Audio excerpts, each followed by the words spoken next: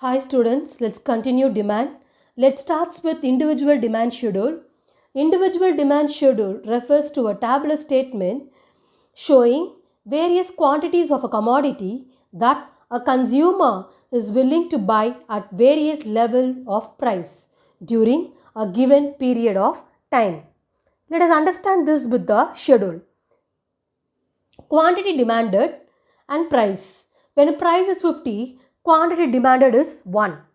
Yes, so in this quantity demanded increases with decrease in its price. The consumer is willing to buy, yes, 1 unit at rupees 50. When price falls to 40, quantity demanded, yes, will rises to 2. We'll be calling it as an individual demand schedule. Individual demand curve, x-axis which denotes quantity, y-axis price. Market demand schedule. Market demand schedule refers to a tabular statement showing various quantities of a commodity that all the consumer are willing to buy at various levels of price during a given period of time.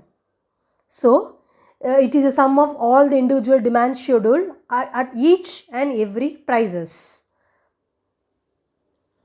Market demand, it is sum total of the quantity of commodity demanded by all the consumer in a market at a given price and in a given period of time. When price is 10, quantity demand by A is 5, quantity demanded B 4, quantity demanded C. So market demand 12. When price falls to rupees 2, quantity demanded for by A is 15, quantity demanded by B 12, quantity demanded by C 10. So market demand 37. Market demand curve is a flatter than individual demand curve. Yes, CAB, because market demand is a horizontal summation of individual demands. Now, change in demand. Yes, rise or fall in demand due to factors other than price. Rise in demand, it's called a increase in demand, and fall in demand, it's called decrease in demand. The demand curve will shift to the right in the case of increase in demand and to the left in the case of decrease in demand. This is change in demand. Change in quantity demanded, rise or fall in a price due to change in price. So rise in demand, it's called extension or expansion in demand, and fall in demand, it's called contraction in demand. So there is only a single demand curve. There will be rightward movement during expansion and leftward movement during contraction on the same demand curve. This is change in quantity demanded. Let's move to normal goods and inferior goods. Normal goods refers to those goods whose demand increases with an increase in income. We'll be calling it as a normal goods. Inferior goods refers to those goods whose demand decreases with an increase in income. Yes, let's see this with a few example. Normal goods are income positive.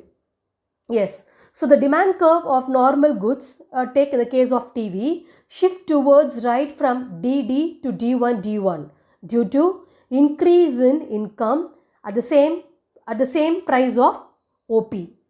Yes, we'll be calling it as a normal goods. So normal goods, which refers to those goods whose demand increases with an increase in income. Inferior goods. Inferior goods refers to those goods whose demand decrease with an increase in income. See, in this, the demand of inferior goods, black and white TV, falls from OQ to OQ1 due to increase in income from OY to OY1.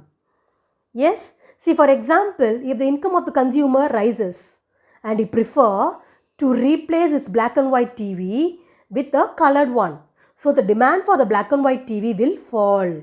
In such case, the black and white TV is an inferior goods. So far we have discussed about normal goods and inferior goods, change in demand and change in quantity demanded, individual demand and market demand. Thank you, students.